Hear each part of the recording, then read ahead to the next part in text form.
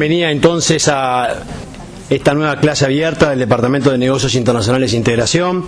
En este caso vamos a tratar el comercio de servicios en los nuevos acuerdos comerciales y tenemos el gusto, la verdad, de recibir en esta casa a un verdadero experto con un currículum que ahora les voy a contar algo muy resumido porque es muy impresionante, y hay un experto en los temas de servicios que es el doctor Gabriel Gari, que nos va a tratar un tema que da la sensación de que para Uruguay es muy importante y no estamos reaccionando a tiempo, porque del momento en que los acuerdos comerciales avanzan y los servicios avanzan, Uruguay está un poquito atrasado con esto, ya nos contará Gabriel, pero desde el departamento y desde la facultad nos parecía muy importante empezar a tratar cada vez más profundamente todo lo que tiene que ver con el comercio de servicios y todo lo que tiene que ver con su regulación, con los acuerdos, cómo se estudia este tema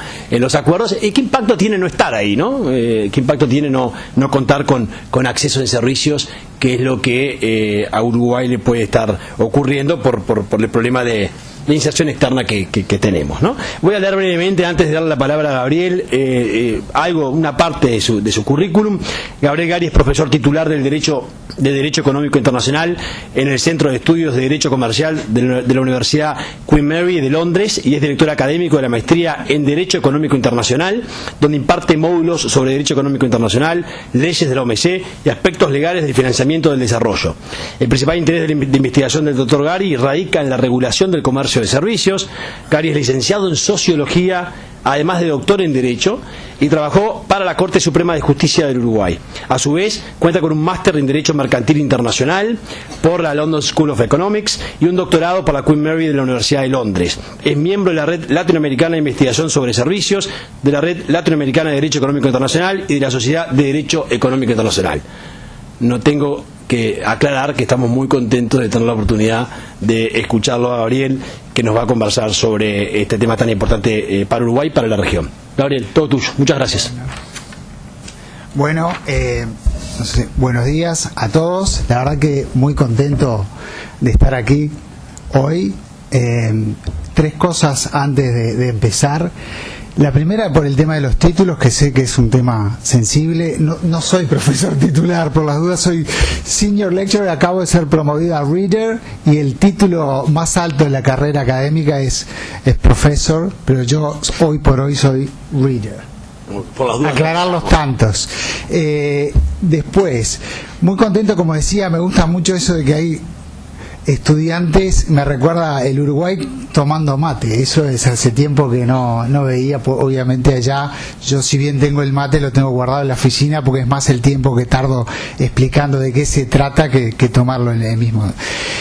Y yendo al tema de los servicios en particular, sí, yo creo que es un tema que es importante para el comercio, para Uruguay en particular, y voy a tratar de hacer un aporte, mi humilde aporte para mayor información en el debate. Yo lo que vi hace 2 años con la experiencia del TISA, más allá de la posición que uno pueda tener a favor o en contra, me dio la impresión que no estaba toda la información sobre la mesa y habían algunas confusiones en cuanto a cuáles son las implicancias de estos acuerdos. Entonces, bueno, voy a tratar de hacer un aporte, si se puede, en clarificar algunos aspectos de este tema tan complejo. La presentación la voy a dividir en 5 partes. Empiezo por presentar un marco conceptual de qué es el comercio de servicios, cómo se diferencia del de bienes y cuáles son las particularidades de las barreras al comercio de servicios en comparación con las barreras a los de bienes. Y en consecuencia, cuáles son lo que se le llama las disciplinas comerciales, o sea, las obligaciones que los estados asumen en los acuerdos para disciplinarse mutuamente en cuanto a qué medidas pueden o no pueden adoptar o deben adoptar para facilitar el comercio. Esa es una primera presentación del marco conceptual. Después voy a presentar brevemente la evolución de estos acuerdos regionales y la reciente emergencia de los capítulos de servicios en los acuerdos regionales. Después ya me voy a focalizar explícitamente en los dos grandes disciplinas comerciales que tienen estos acuerdos. Por un lado, los compromisos específicos en trato nacional y acceso a mercado, y por otro lado, disciplinas sobre la reglamentación nacional. Y ahí voy a hacer un poco una comparación en qué se avanza, en qué se ha avanzado con respecto al acuerdo multilateral del GATS o del Acuerdo General de Comercio de Servicios de la OMC. Y finalmente, ¿cuáles son las implicancias de estos acuerdos para los estados que no son partes de ellos y para la organización, para el sistema multilateral de comercio? Así que empecemos brevemente comercio de servicios con comercio de bienes. En el caso de bienes, el producto es tangible, hay una clara distinción entre el proceso de producción del producto, el producto en sí mismo y el consumo del producto. Eso facilita que el comercio de bienes implica que lo que se mueve a través de fronteras es simplemente el bien. En el caso de servicios son intangibles, se requiere la simultaneidad de la producción y el consumo, y hay cuatro, básicamente depende de cómo se defina comercio de servicios, cuatro modalidades de suministro. Un proveedor extranjero que suministra desde su territorio al consumidor en otro país a través de internet o del teléfono. Cuando el consumidor del servicio va hacia otro país a recibir un tratamiento médico o como turista. Cuando se establece la presencia comercial del proveedor de servicios en el territorio del consumidor, una presencia permanente que ya sería inversión extranjera directa más que comercio, en el caso de un banco o una empresa de telecomunicaciones que se instala aquí en el Uruguay, o cuando un proveedor de una persona física va hacia otro país a prestar un servicio, viene un académico de otro país y presta un servicio en otro. No es mi caso porque yo soy uruguayo, pero esas son las cuatro modalidades. Y ahí, como vemos, hay movimiento del servicio, pero en algunos casos también hay movimiento de los factores de producción, de las personas, del capital, y todo eso genera otro tipo de barreras en las que hay que pensar para facilitar este tipo de comercio. Entonces, aquí viene el tema de las barreras, que hay diferencias importantes. Barreras comerciales de las que se ocupan los acuerdos comerciales son medidas adoptadas por los gobiernos. Es a eso de lo que se trata de disciplinar, lo que los gobiernos hacen o dejan de hacer que pueda restringir el acceso de productos o servicios extranjeros en el mercado nacional, o que discriminen, que le otorguen un trato más favorable al servicio local o al servicio de un país en comparación con el otro. En el caso de bienes, tenemos medidas que han sido designadas por y para regular el comercio de bienes en sí mismo, valga la redundancia, como son los aranceles y todas las medidas para calcular el arancel, implementarlo u otras medidas no arancelarias. En el caso de servicios, las medidas que afectan al servicio no son así. Pueden designarse para restringir el acceso a mercado, como puede ser limitar el número de proveedores de servicios, limitar la participación extranjera en la propiedad de los suministradores de servicios, limitar el número de personas que pueden proveer servicios, pero eso por un lado también se puede discriminar, y después hay todo un universo de medidas, reglamentación nacional, que no han sido diseñadas para controlar el ingreso o egreso de servicios, pero que lo afectan de una manera u otra. El problema es que desde el punto de vista comercial estos pueden ser barreras, cosas de las cuales tenemos que eliminar, pero del punto de vista regulatorio son muy necesarias y pueden tener otras finalidades de regulación del mercado, protección del consumidor, estabilidad financiera, que hay que mantener. Entonces, cuando vamos a disciplinar las barreras al comercio de servicio, hay que tener mucho cuidado entre, por un lado, eliminar aquellas medidas estrictamente proteccionistas, pero tampoco no limitar excesivamente el derecho del Estado a regular el suministro de sus servicios para alcanzar fines legítimos de políticas públicas de todo tipo, más allá del control de los flujos comerciales. Este es el gran desafío en comercio de servicios. Ahora, ¿cuándo comienzan estas disciplinas a incorporarse en los acuerdos de comercios regionales? Es un fenómeno relativamente reciente. Si bien hubo comercio internacional de servicios de transporte o servicios financieros durante ya larga data, la emergencia en masa o en mayor importancia del comercio de servicios y por lo tanto la necesidad de introducir disciplinas para facilitarlos es relativamente reciente. Si miramos la historia a nivel multilateral, hasta los años 80 el comercio de servicios era muy poco en comparación al comercio de bienes. Había obstáculos técnicos que requerían hablaba yo de la simultaneidad de producción y consumo, pero también se requería la proximidad física del suministrador del servicio y del consumidor. Hoy por hoy, pensamos ir al médico, tenía que estar el médico y el paciente a 1 metro de distancia para auscultarlo. Hoy por hoy sabemos que hay telemedicina y que hay muchos servicios que se pueden prestar a distancia. O sea, hubo una revolución tecnológica que abrió el mercado en sectores que no eran transables en servicios.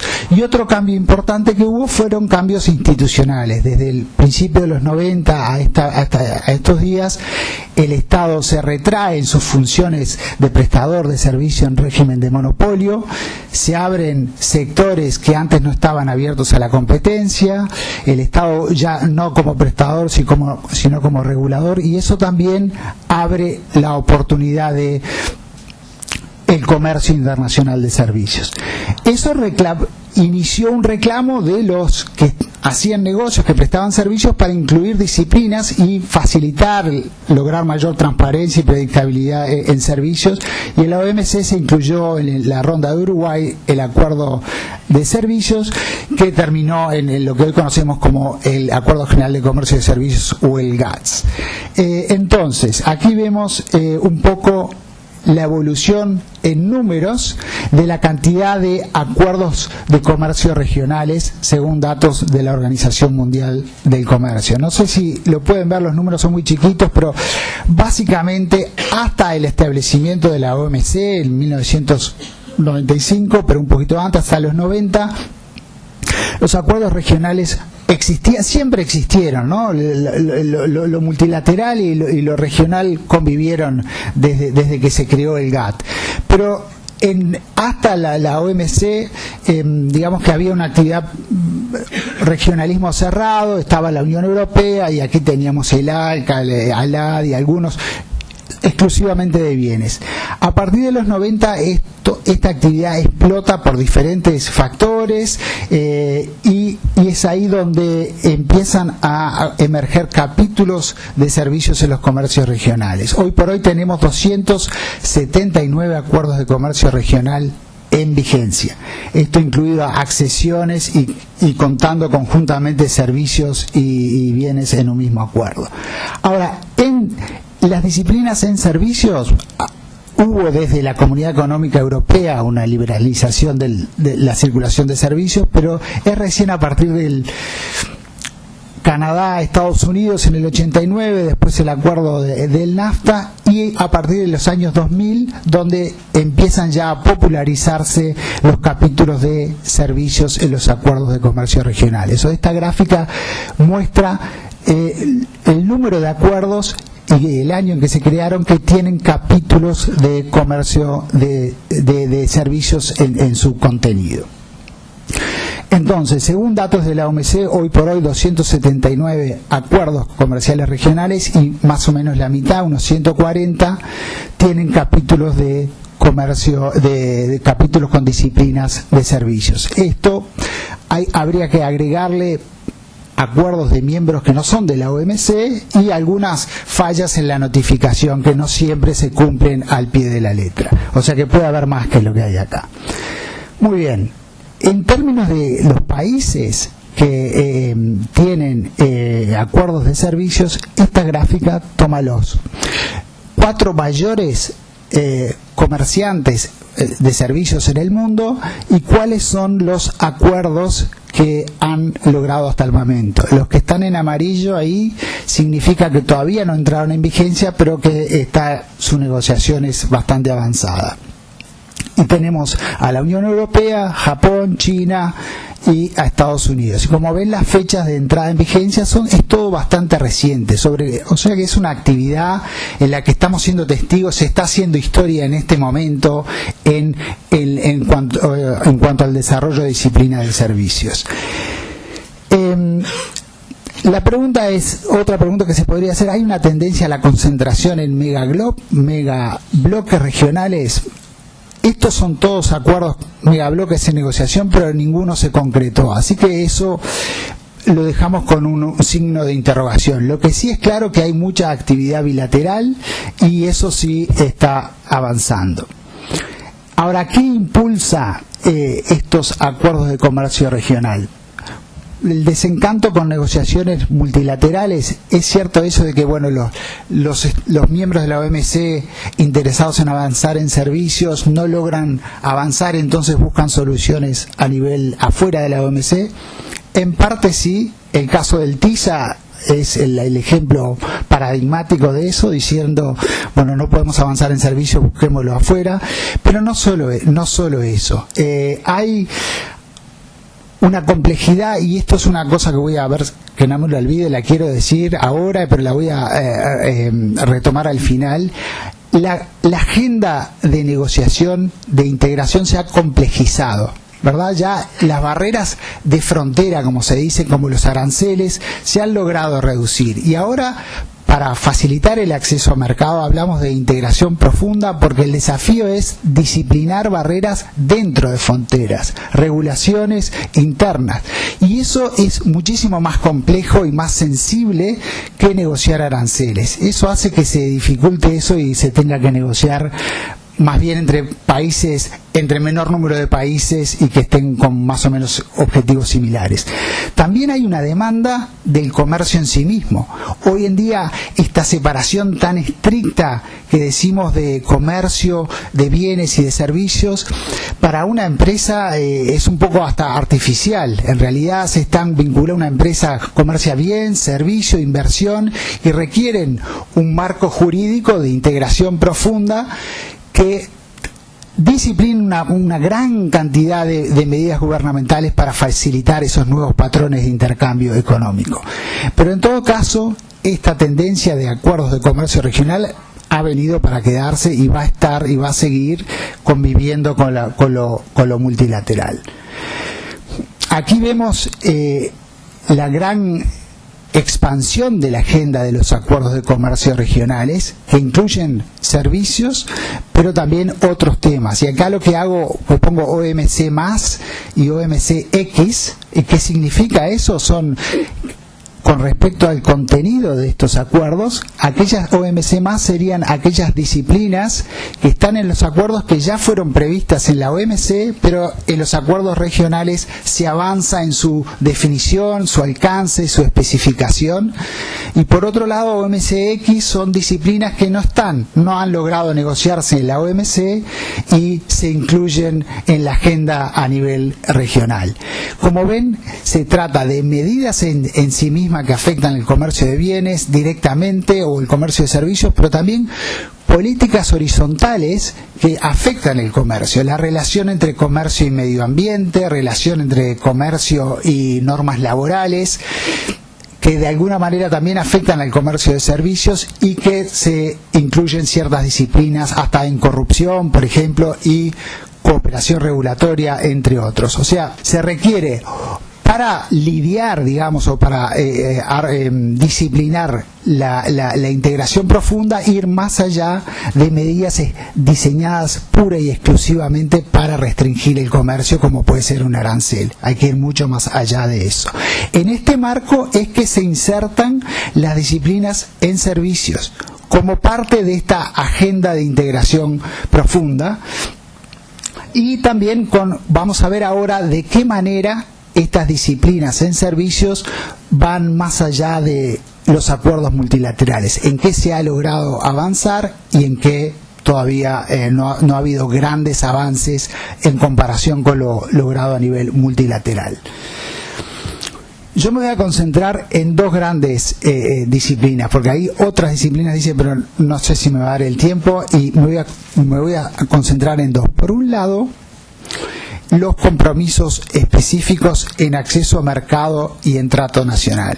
Es decir, los acuerdos de servicios incluyen dos obligaciones fundamentales para facilitar el comercio de servicios. Compromiso de acceso a mercado, que es la obligación de las partes del acuerdo de no adoptar una lista de medidas que restringen la cantidad o el número de servicios o de prestadores de servicios. Ese es lo que se llama acceso a mercado, compromiso de acceso a mercado, o sea, el Estado que asume esa obligación no puede mañana decirle a un banco extranjero: usted no puede entrar a mi mercado, porque ya eso ha asumido una obligación internacional a no restringir el número de proveedores. Y la otra obligación es el trato nacional, que es la obligación de no discriminar al proveedor extranjero en comparación con el proveedor nacional.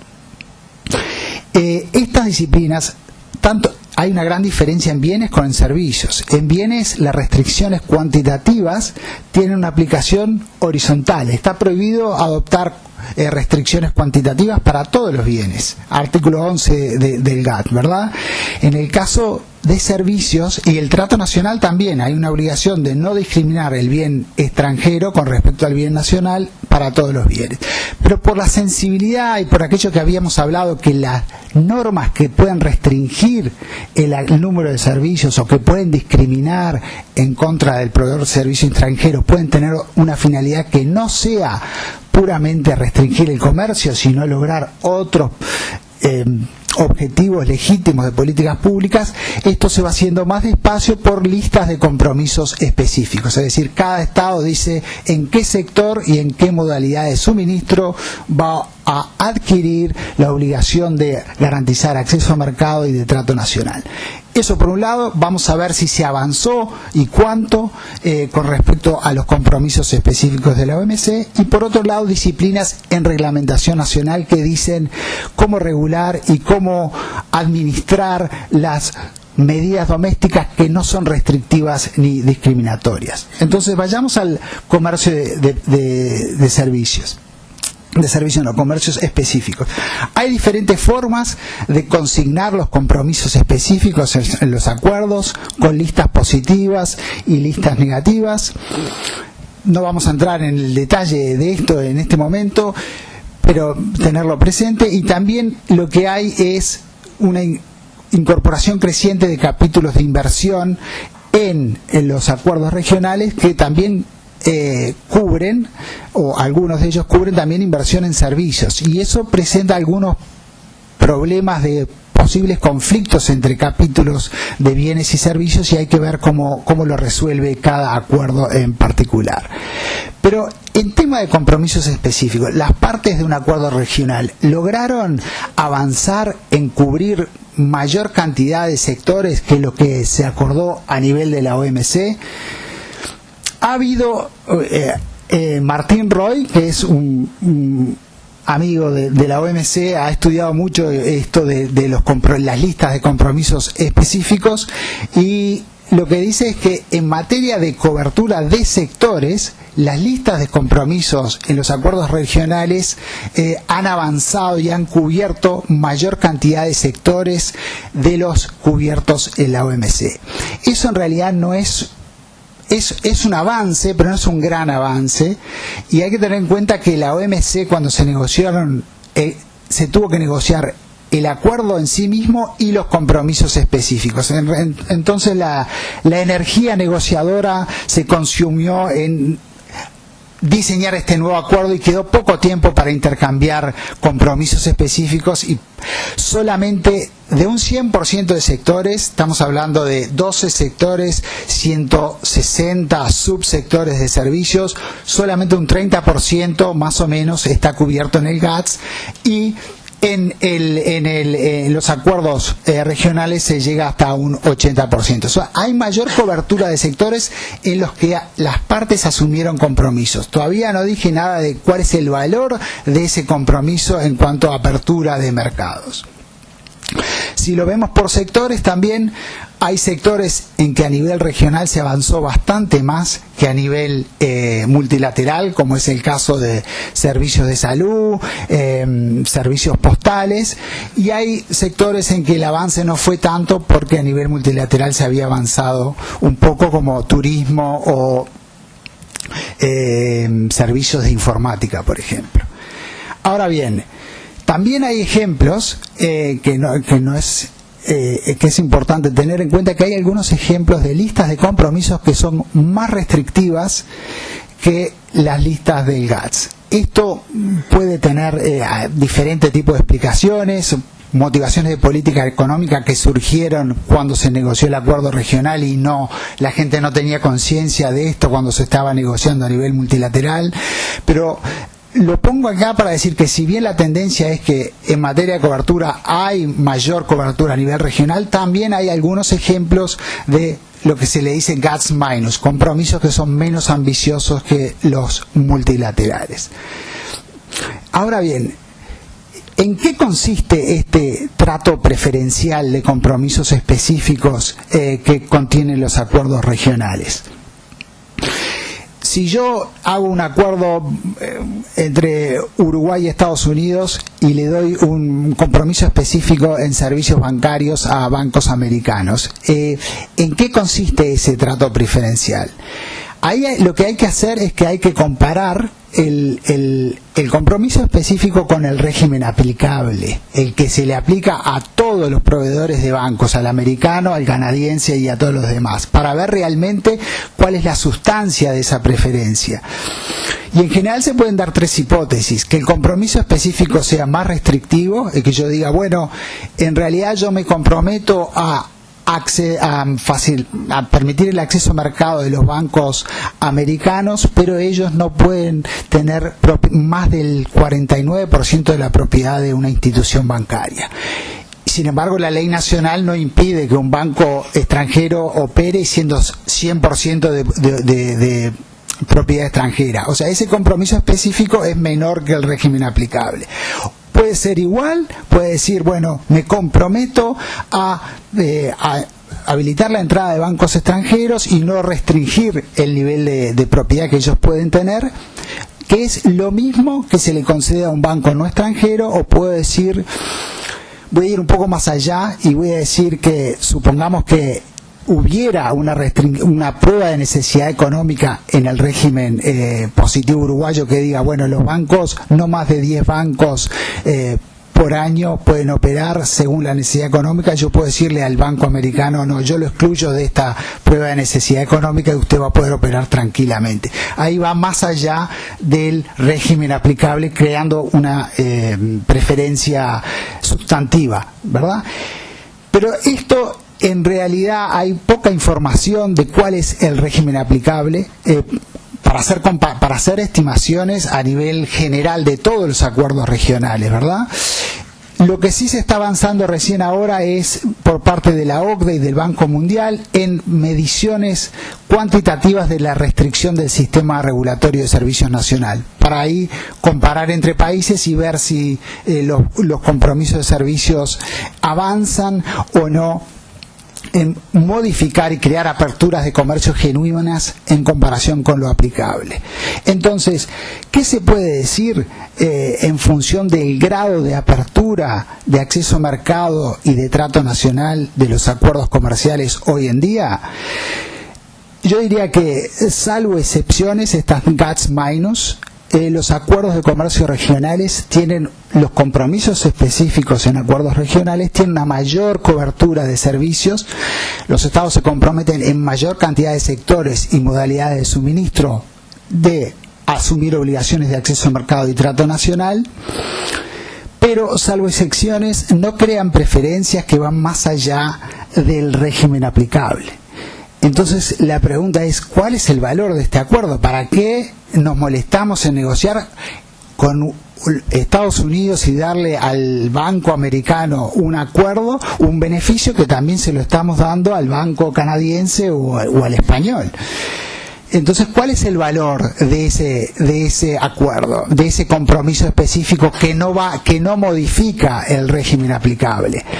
Y entonces hay dos cosas que hay que señalar. La primera es que confieren un seguro preferencial contra potenciales reformas proteccionistas en el régimen aplicable. Si el día de mañana acá hay una reforma que se quiere restringir la participación de bancos extranjeros en el Uruguay, hay un compromiso internacional que va a decir, el banco americano va a decir, no, usted esta reforma no la puede introducir porque ya asumió un compromiso internacional a darme este trato. Y si hay una cláusula trinquete, digamos, y cambia el régimen aplicable y se liberaliza, con respecto a esto preferencial es importante pensar en los servicios digitales y la regulación de los servicios digitales, que hoy por hoy están abiertos, pero se generan nuevas. Voy a poner el caso de Airbnb o ¿cómo se llama? El Uber, por ejemplo, que vi un decreto que ahora restringe los medios de pago a través del Uber, no se pueden usar las tarjetas. Si uno hace un compromiso en el sector específico, auxiliares de transporte o el que sea, en ese sentido, mañana no va a poder introducir medidas restrictivas en ese sentido. O sea, tienen un valor para protegerse de reformas más proteccionistas y para incorporar, darle seguridad jurídica en reformas más liberales que se puedan introducir a medida que este régimen aplicable va cambiando. Entonces, eso es lo que podemos decir de compromisos específicos y en particular. Lo que hay que, en mi opinión, hay que señalar es que aún en el mejor de los casos, de la mejor negociación de compromisos específicos, en la cual las partes asuman compromisos en todos los sectores y en todas las modalidades de suministro, la integración profunda va a verse restringida por normas no discriminatorias y por normas que no imponen restricciones cuantitativas, pero que son diferentes de un estado al otro. Entonces es muy importante, teniendo en cuenta que el sector de servicios es altamente regulado, con licencia, con test de capacidad, y esas normas cuando se duplican de una jurisdicción a otra y se diferencian, al proveedor de servicios le incrementa los costos. Si yo soy un profesional, un arquitecto, y quiero prestar servicios en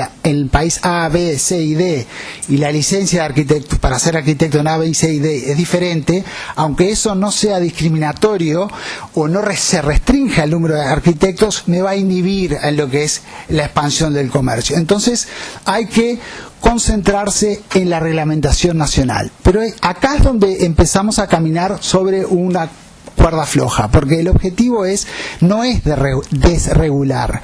El objetivo del comercio de servicios en el preámbulo de cualquier acuerdo es garantizar el derecho a reglamentar el servicio, pero introducir disciplinas que garanticen la transparencia de la regulación nacional, la coherencia de esta regulación, que sea objetiva. Ahora vamos a ver qué implica cada una de estas disciplinas, pero el desarrollo de la reglamentación, la administración de la reglamentación nacional, sin necesidad de prescribir contenidos de cómo se debe regular los requisitos de aptitud de un arquitecto para que puedan operar en un mercado o en otro.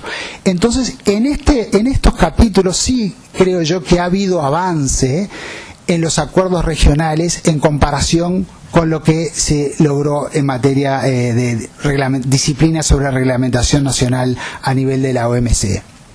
Aunque tampoco una gran revolución en este sentido, pero algún avance ha habido. Entonces, transparencia. Acá comparo un poco cuáles son las disciplinas de transparencia del GATS con las disciplinas de transparencia que hay en los acuerdos de comercio regionales. El primer cambio es que los acuerdos regionales incluyen capítulos de transparencia que se aplican a bienes y servicios. Eso es una buena noticia, en el sentido de que reflejan esta tendencia de limitar la artificialidad cada vez creciente entre distinción de bienes y servicios. O sea, ¿cuál es la normativa aplicable? Para un comerciante que quiere llegar a un mercado extranjero, lo primero es conocer las normas. Ya nos desechamos los aranceles, logramos eliminarlos, pero ¿cuáles son los requisitos técnicos? ¿Cuáles son las medidas? Un banco, qué calidad de capital tiene que tener para poder operar, etcétera. Todo lo que es la normativa no discriminatoria, lo primero que hay que hacer es conocerla. Por eso se imponen obligaciones de transparencia. A nivel regional son más ambiciosas. OMC, voy a simplificar un poco, pero el GATS básicamente usted tiene que publicar las normas que afecten el comercio de servicios. En los acuerdos regionales, usted tiene que publicarlo en internet, tiene que publicarlo por adelantado. Y esto es una cosa interesante. Si usted va a regular y va a adoptar una norma que va a afectar el comercio de servicios, si va a afectar, por ejemplo, el pago de servicio de Uber, y va a decir que se van a prohibir el uso de tarjetas, bueno, avise a la otra parte, explique cuáles son las razones y cuáles son los motivos, dele oportunidad a las personas interesadas, no necesariamente los diplomáticos de la otra parte, sino un consumidor de taxis o Uber o otra compañía, a que expresen su opinión en cuanto a eso. O sea, hay mayor exigencia de las disciplinas de transparencia, pero no imposición en si usted puede o no limitar los medios de pago del servicio de Uber. Y también hay disciplinas de anticorrupción, que eso tampoco estaba cubierto en el GATS. Después, ya decía, vamos a tratar estas tres y avanzamos ya a las implicancias. Disciplinas sobre coherencia regulatoria. Eso es decir, no son disciplinas que dicen cómo se debe regular la aptitud de un arquitecto para poder trabajar. Lo que dicen estas disciplinas es: si usted va a imponer requisitos de aptitud para prestar servicios de arquitectura, que sean requisitos objetivos, que tengan que ver con el servicio, que se apliquen y administren de manera razonable y no discriminatoria, que si se requiere una licencia y el organismo administrativo la niega, que haya una posibilidad de apelar ante un organismo de revisión de actividad administrativa independiente. No nos están diciendo contenidos específicos, pero sí un marco institucional para la administración de todo este marco regulatorio en forma transparente, objetiva, independiente, ¿verdad? También hay implementación de buenas prácticas regulatorias, es decir, cuando se va a regular, hágase un impacto regulatorio, piénsese si hay alternativas a la regulación que usted propone que puedan lograr el mismo objetivo, hágase una evaluación al cabo de un tiempo de la regulación que usted asumió. De vuelta, coherencia, buenas prácticas, no contenido regulatorio. En cuanto a la convergencia, lo que sí hay es, en los acuerdos regionales, es requisitos de institucionalidad mínima. En telecomunicaciones usted tiene que tener un regulador independiente. En servicios postales también, que no participe, que sea prestador del servicio y que también otorgue las licencias para prestar el servicio. No, tiene que haber un regulador independiente. En comercio electrónico hay áreas en las que se tiene que legislar, por lo menos, legislar y protección del consumidor. En anticorrupción hay conductas que se tienen que legislar también para prever la corrupción, pero tampoco, y finalmente estándares internacionales, son normas no estatales que habría que tener en cuenta al momento de regular. Si yo voy a regular regulaciones prudenciales para las instituciones financieras, debo tener en cuenta lo que me dice el Comité de Basilea en requisitos mínimos de capital, por ejemplo. O sea, esto es ya, convergencia regulatoria es lo mínimo, digamos, no es tan importante como coherencia. Y lo que sí hay es cooperación regulatoria en el TPP, en el CITA entre Canadá y Europa. Es decir, esto ya no es un tema que puedan decidir el ministro, sus negociadores comerciales en un acuerdo. Esto es entendimiento entre los reguladores, intercambio de información, intercambio de experiencias, cómo vamos a regular este tema, evaluación conjunta, regulaciones, etcétera, para poder entenderse, ir ganando confianza mutua sin limitar el derecho a regular, pero yo sé que en última instancia, si yo conozco al regulador de servicios profesionales de arquitectos en el país A, sé que no van a darle el título a una persona que va a hacer cualquier desastre, va a construir un edificio y no va a asumir responsabilidad. Si sabemos cuál es la responsabilidad decenal en los dos países, bueno, ahí vamos a poder lograr avanzar en esta reglamentación nacional sin necesidad de armonizar o permitiendo a cada uno digamos, mantener su derecho a reglamentar el servicio. Pero evidentemente hay que salir del canon estrictamente de la diplomacia comercial y darle ingreso a otros actores, aquí como los reguladores. Bueno, eso en cuanto a la innovación de los servicios, de los acuerdos de servicios. ¿Quiénes son los beneficiarios de un acuerdo de comercio regional? ¿Cuáles son las reglas de origen? Es decir, en bienes sabemos que se define muy claramente cuál es el bien que se va a beneficiar del trato preferencial, si tiene determinada cantidad regional en su contenido, en su valor. En servicios tenemos que ver cuáles son las normas, cuáles son las personas jurídicas que se pueden beneficiar y las personas físicas, y cuáles son las reglas que dicen quiénes se pueden beneficiar. En general, la definición de persona jurídica y de persona física que se puede beneficiar de las concesiones conferidas en los acuerdos es bastante liberal. Es decir, cualquier proveedor de servicios que realice operaciones comerciales sustantivas en el territorio podría beneficiarse, aunque su propiedad sea de países de capital de países que no son partes del comercio, del acuerdo. Y en personas físicas también alcanzaría la residencia y no necesariamente la nacionalidad. Esto en términos generales. Hay estudios sobre la regla de origen que dicen que en general son liberales, es decir, que permiten a un no nacional de los estados partes, siempre que sea residente, beneficiarte de esos concesiones, y a una empresa de capitales no de las partes también beneficiarse. El trato nacional lo voy a dejar de lado porque me estoy quedando corto de tiempo. Entonces, los beneficiarios, digamos que ¿cuáles son las implicancias para los terceros y las implicancias de la OMC de estos acuerdos de servicios?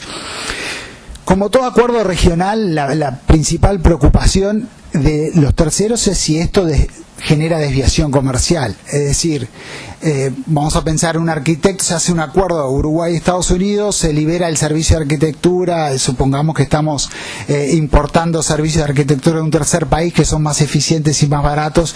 En función del acuerdo voy a contratar a menos eficientes en función de este beneficio. En realidad ese riesgo es mínimo, por lo que habíamos dicho del que el alcance del trato preferencial es limitado. No se modifica el régimen aplicable, o sea que todos en gran medida se benefician más bien del mismo trato. También es difícil en servicios implementar un trato más favorable, porque tampoco vamos a crear un régimen específico para un proveedor diferente de proveedores originarios de otros países, y las reglas de origen son bastante liberales. O sea que en principio el riesgo de liberación comercial es bajo, pero habría que tener dos comentarios sobre esto para tener cuidado también. Primero, hay casos en que se dan preferencias y que son significativas en transporte, en seguros o en algunos servicios profesionales, y que se pueden implementar de forma discriminatoria. En servicios marítimos perfectamente se puede identificar la bandera del buque y decirle: este puede transportar carga nacional, todos los demás no. O sea que también eso sí es posible y se puede discriminar, y hay que tener cuidado. Y también es cierto que el impacto de preferencias en servicios, cuando se le da la entrada primero a uno, después la competencia es más dificultosa que en bienes y puede ganar unas ventajas excesivas con los que vienen después. Pero en todo caso, todo esto está limitado por la falta de evidencia empírica. Hay pocos estudios todavía, porque esto es muy reciente, de cuál va a ser el impacto de este gran número creciente de acuerdos de reservicio. Así que no podemos hacer ninguna observación concluyente y decir no importa. Hay que estar muy atentos a este tema. Y en cuanto a las implicaciones para las negociaciones a nivel multilateral, dos comentarios, algunos positivos y otros negativos. A nivel negativo, lo que pasó con el TISA, ¿verdad? La negociación de servicios era un poco el rehén. No doy concesiones en servicios para que las otras partes me den concesiones en agricultura, en bienes, en productos no agrícolas, en aranceles en productos no agrícolas.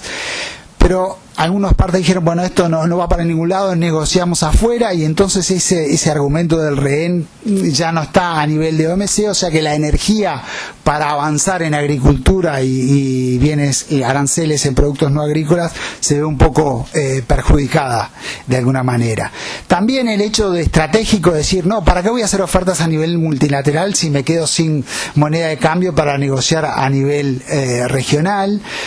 Y una vez que se generan preferencias a nivel regional, también las partes pueden imponer resistencia a liberalizarlo a otros.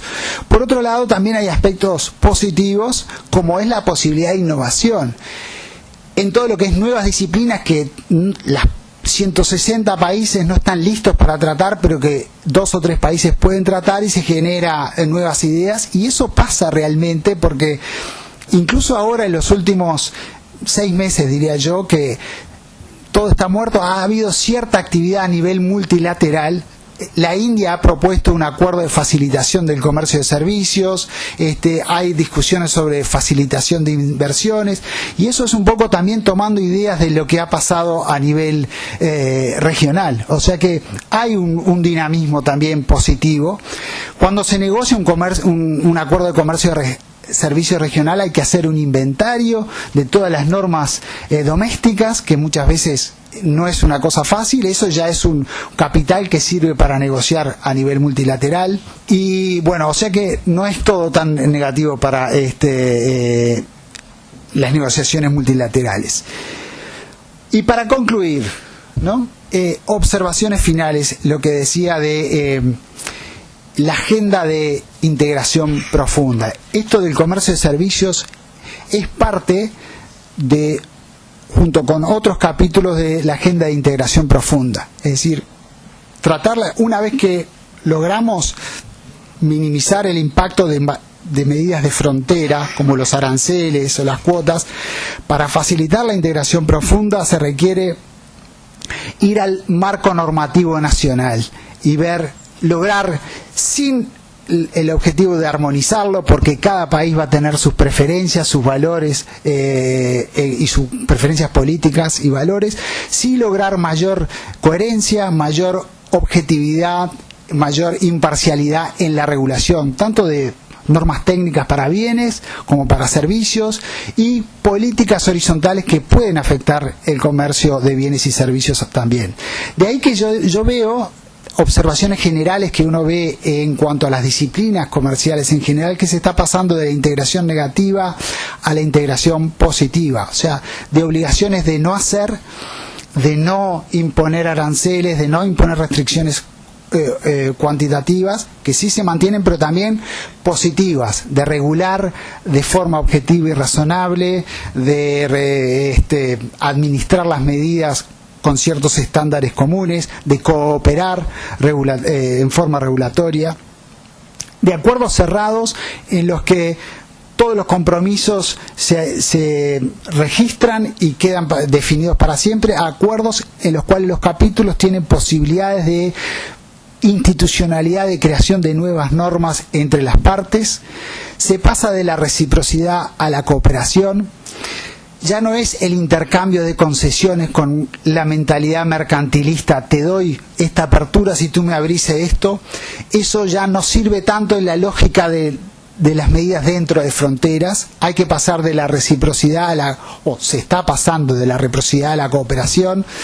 El acuerdo de facilitación comercial es un ejemplo en bienes, pero también en servicios. Ya no es tanto yo te doy un poquito de bajo el arancel aquí, sino bueno, ¿cómo vamos a hacer para imponer sistemas de administración aduanera que reduzcan la burocracia y que reduzcan los costos para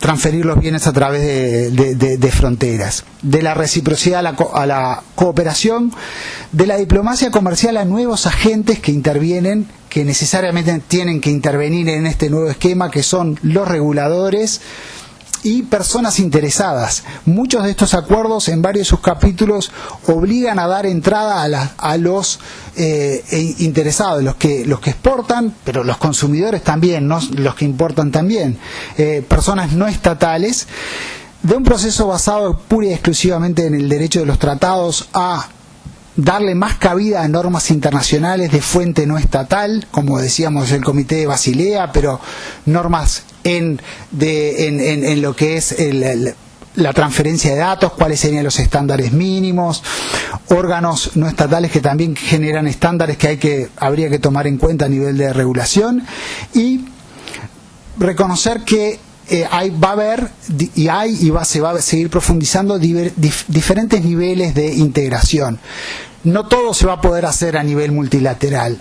Si estamos hablando de integración profunda, hay acuerdos que solo se van a lograr entre menor cantidad de países, con una mayor identidad en valores regulatorios, que a nivel multilateral. Así que eso va a convivir y hay que buscar la forma de la mejor convivencia posible entre acuerdos de integración a distintos niveles, multilateral, grandes bloques regionales y bilateral.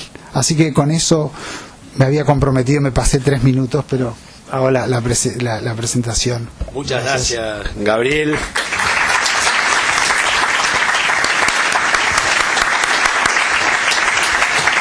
Creo que fue muy interesante terminar de entender algo que no sé cómo lo ves vos, pero me parece que no se termina, y mucho más hay muchos alumnos aquí que también son de algunas materias vinculadas con negociación en los acuerdos comerciales. Entonces, esto de entender las diferencias en cómo se negocian los bienes, de cómo se negocian los servicios, ¿no? Esto es bien complejo, y la relación que tiene con la normativa nacional, ¿no? Tanto para negociar como para después medir los impactos.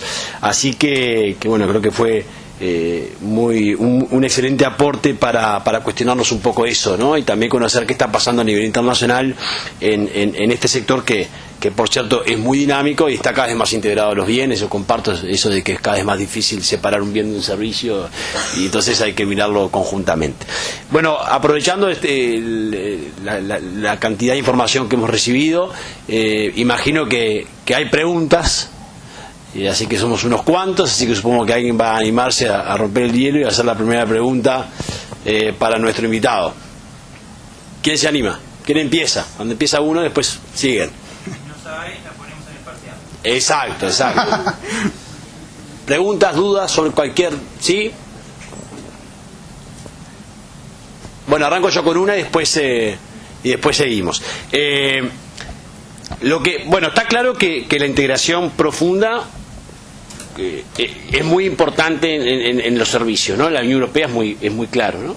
Pero ¿qué nos pasa? ¿Cómo podemos seguir en el Mercosur? Porque en el Mercosur tenemos un protocolo de Montevideo que no ha avanzado, ¿no? Que tiene solo incorporada una ronda de negociación, y no parece ser un tema en la agenda regional. Entonces, es razonable pensar en que ocupe un lugar de privilegio en los próximos años, o Uruguay no necesariamente tiene que seguir ese camino de impulsar el protocolo de Montevideo, o puede eventualmente, no sé, o sumarse al TISA, si el TISA adquiere de vuelta dinamismo, o eventualmente cerrar solo acuerdos de servicios. ¿Cómo seguimos? Porque sí parece ser que Uruguay tiene ventajas competitivas en algunos subsectores de servicios, los cuales son importantes de regular, ¿no? Entonces, queda la sensación que hoy tenemos un espectro bastante limitado de regulación, porque el protocolo de Montevideo no ha avanzado, tenés el acuerdo con México, ¿no? El de Chile, que todavía no está aprobado. Entonces, ¿cómo seguimos y qué importancia tiene esto para el desarrollo de un sector en el cual el Uruguay apuesta bastante, ¿no? Sí.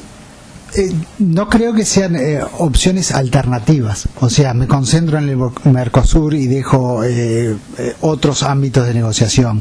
Por el hecho mismo de que la materia de negociación es la reglamentación nacional, ¿verdad? Vamos a trabajar sobre eso, y aunque a diferentes niveles. O sea, primer comentario, me parece que no serían excluyentes uno de otro.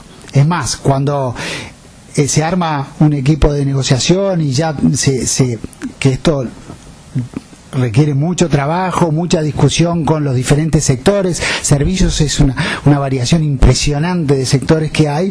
Uno va conociendo su propio sistema regulatorio, va hablando y va conociendo las necesidades, vamos a decir, de intereses ofensivos, en qué lugares podría haber interés de avanzar y en qué lugares hay que andar con más cuidado. Eso es una actividad que habría que hacerla y que se está haciendo, ¿no?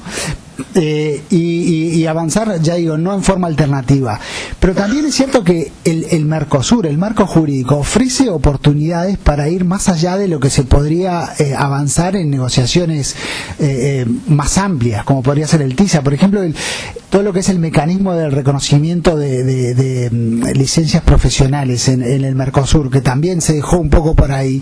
Hay una estructura que, si las partes pudieran ahí hubiera un soporte político de eso, sería mucho más fácil avanzar, particularmente en el Mercosur, y avanzar en ese sentido. La verdad que es una oportunidad muy buena para trabajar, pero claro, está un poco contaminado por otros problemas más generales, pero y hasta creo que no sé si se sigue reuniendo el subgrupo de servicios hoy en día, pero por aquello que digo, por la proximidad, la posibilidad de los reguladores de conocerse, posibilidad de más o menos tener estrategias regulatorias parecidas en las profesiones o en cualquier otro sector, que se podría avanzar entre estos países en forma más acelerada de lo que a nivel otros foros regulatorios. O sea que para mí es muy importante y no son alternativos. Excluyentes, quiero decir. Sí, ahí tenemos dos. Supongamos que por un rato, no es que vamos a cambiar a NIN, pero supongamos que decidamos este plenario hacer el supuesto que vamos a cambiar a NIN por ti un ratito. ¿Cuál sería tu prioridad para promocionar el tema de los servicios, para desarrollar? ¿Encarar acuerdos de libre comercio en materia de servicios? ¿O hacer acuerdos de doble tributación, o hacer acuerdos de protección de inversiones o de reconocimiento mutuo de títulos o de previsión social?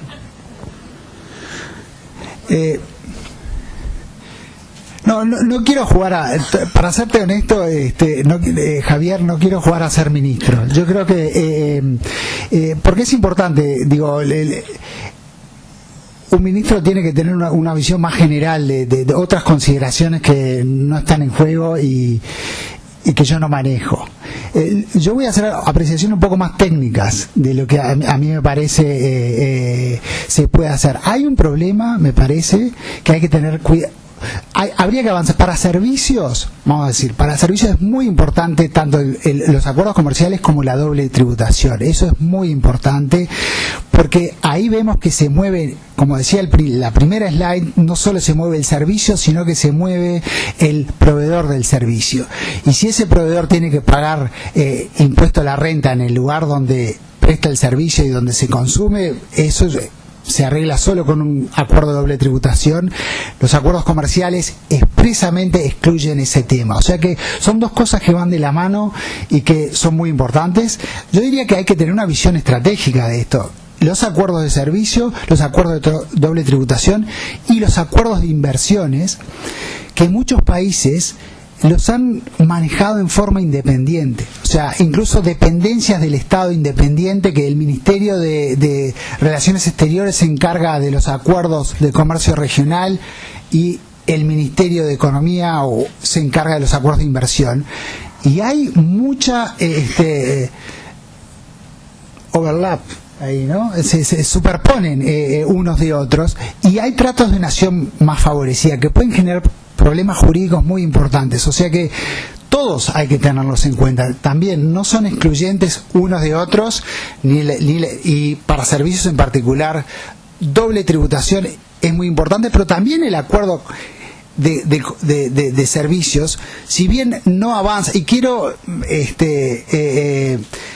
decir una cosa con respecto a algo que te toca a ti personalmente, que son los acuerdos de servicio global, ¿verdad? Dice, hay muchos servicios que dicen, ¿para qué voy a querer un acuerdo si yo hoy por internet puedo prestar servicios a todas partes del mundo? No me interesa. Entonces, muchas veces los exportadores del servicio se encuentran en dos situaciones extremas. O el sistema está totalmente abierto y entonces no voy a hacer ningún tipo de lobby para que se hagan nuevas disciplinas de comercio de servicios porque a mí no me afecta, o está totalmente cerrado, no hay servicios, es imposible de comerciar. Entonces ese es el problema, no hay participación. Pero yo creo que los acuerdos de servicios con reglamentación nacional y con este seguro contra, por ejemplo, protección de datos. Ahora medidas como Brasil o Rusia que dicen, bueno, todos los datos de los ciudadanos brasileños tienen que estar en servidores localizados en el territorio brasilero.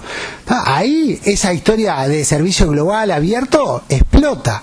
Si hay un compromiso de suministros transfronterizo, esa medida va a haber que revisarla. Entonces, no hay que minimizar la importancia de los acuerdos de servicio, también se tiene que complementar con el acuerdo de doble tributación, y tiene que haber una coherencia entre negociación de acuerdos de servicios y acuerdos de protección de inversiones. Tienen que estar coordinados eso también. Sí, adelante. Hola, buenos días. Yo quería saber qué crees tú respecto a la reglamentación nacional, si puede perjudicar el policy space de los estados para regular para el desarrollo, y si ves alguna diferencia entre tratados sur-sur y norte-sur. Gracias. Si puede perjudicar vamos a decir, yo creo que lo primero que hay que tener en cuenta es que asumir compromisos internacionales implica restringir la discreción para hacer cosas. Pues un compromiso es como un contrato entre partes, ¿verdad? Yo te alquilo mi casa, pero me comprometo a no entrar y a molestarte mientras te doy mi casa. Si yo asumo un compromiso internacional de intercambio, de apertura de mercados, sí, voy a asumir obligaciones que me van a impedir hacer ciertas cosas, pero eso está en la base de los acuerdos. El tema es, como yo he escuchado por muchos lados, que se dice, estos acuerdos de servicio impiden regular totalmente y va a haber que desregular los servicios, ¿verdad? Y yo creo que eso no es así. Sí va a haber necesidad de regular de manera objetiva, imparcial, pero nadie dice que cada parte de un Estado puede decidir cómo quiere que sean los arquitectos y qué conocimientos tienen que tener una persona para darle un título de arquitecto, ¿verdad? Así que eso creo que no va a ser así. No reducen el policy space de una forma encubierta que alguien no sepa cómo va a ser. Me parece que no es así. Incluso es positivo hasta a nivel nacional para estas prácticas regulatorias, son buenas para administrar la burocracia, para saber, bueno, yo voy a dar licencias y no va a ser en función del que grite más. Voy a dar las licencias para prestar un servicio en función de la calidad, en función de razones vinculadas al servicio, a la protección del consumidor de ese servicio. Voy a tener que tener medidas, un sistema de revisión de decisiones administrativas imparcial, un recurso administrativo entre un tribunal independiente, todas esas cosas. No creo que eso sea negativo para el país, al contrario, me parece positivo. Si hay diferencias entre sur-sur y sur-norte, no ese es el corte que yo veo de los acuerdos regionales. Hay una cosa que se llama los amigos de la reglamentación nacional a nivel de la OMC, que eran un grupo de países que reclaman avanzar en disciplinas sobre la reglamentación nacional, y esos países se incluyen desde Corea hasta Chile, México, Australia.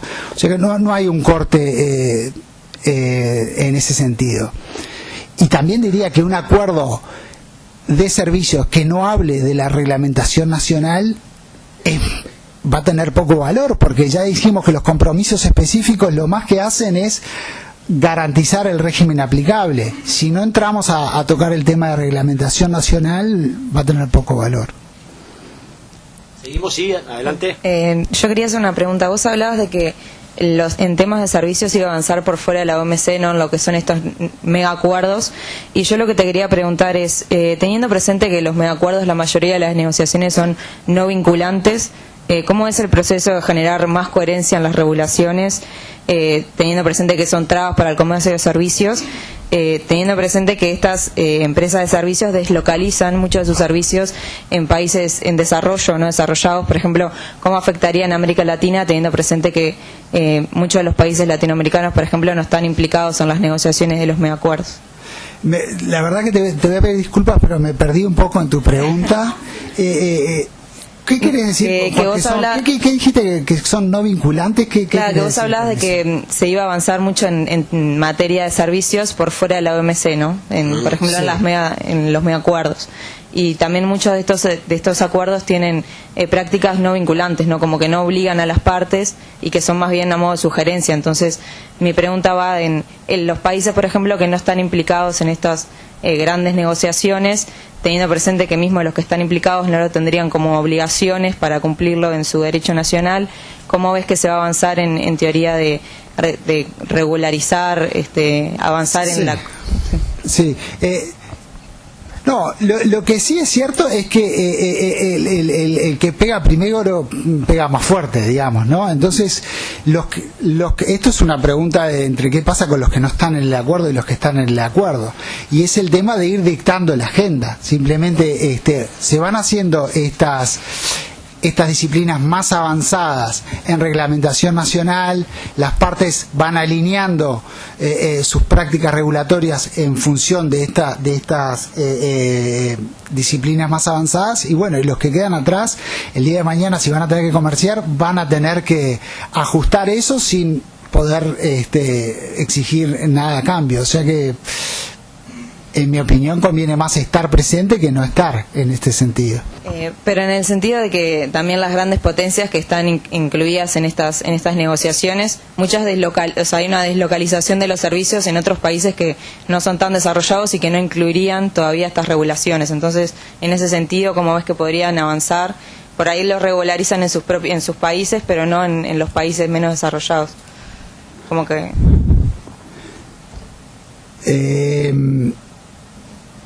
O sea, vamos a pensar una empresa de Apple en Estados Unidos que tiene un back office en Laos, digamos, que no está participando del TISA. ¿Cuál sería qué, perdón? O en Uruguay.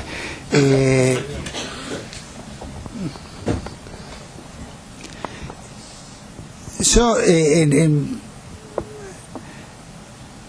no veo ¿y cuál sería el problema para el país que no está participando en ese sentido? No, para el propio país que provee los servicios, pero de otra locación.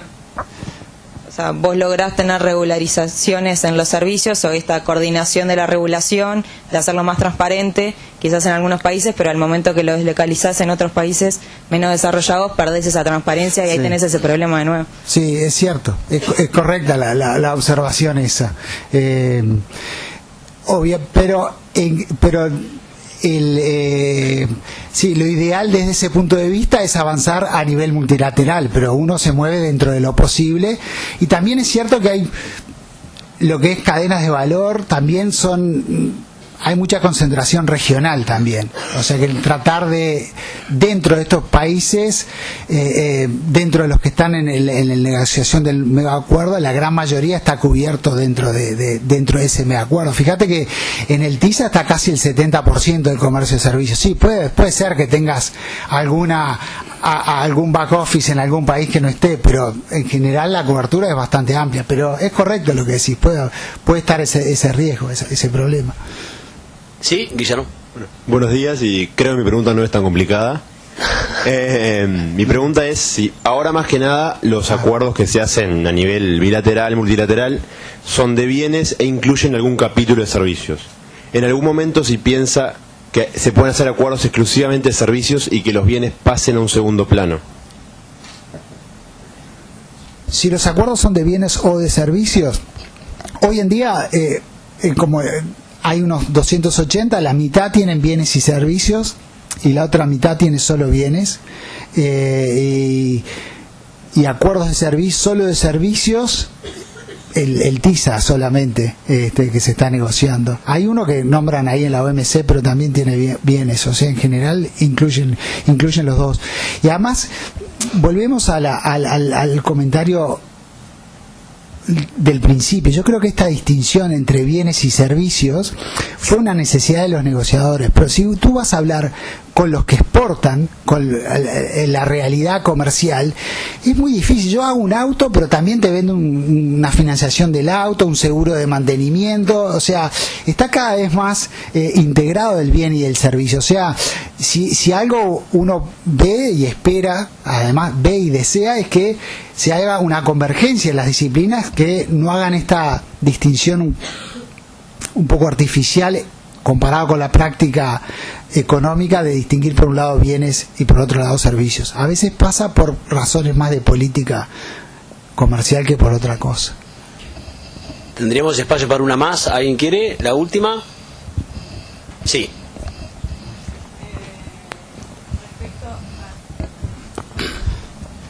Respecto a las listas negativas, ¿tú crees que cuál es la consecuencia que puede tener para los países en desarrollo que quizás hoy basan sus, o sea, que protegen las cosas, los sectores en los que tienen ventaja competitiva hoy en día, pero no sectores que podrían desarrollar a futuro, y si no los protegen luego no los van a poder proteger por esto de ratchet y standstill?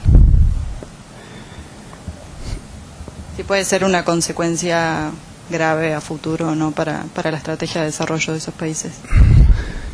Bueno, el tema me parece que sí, hay que tener cuidado, hay que tener muy buena información, ¿verdad?, de cómo es el sistema regulatorio, y cómo consignar las listas y qué poner y cuáles limitaciones poner y no poner. Eso es un trabajo técnico súper difícil y complejo, que se da también, está el riesgo, está en la lista positiva o en la negativa también.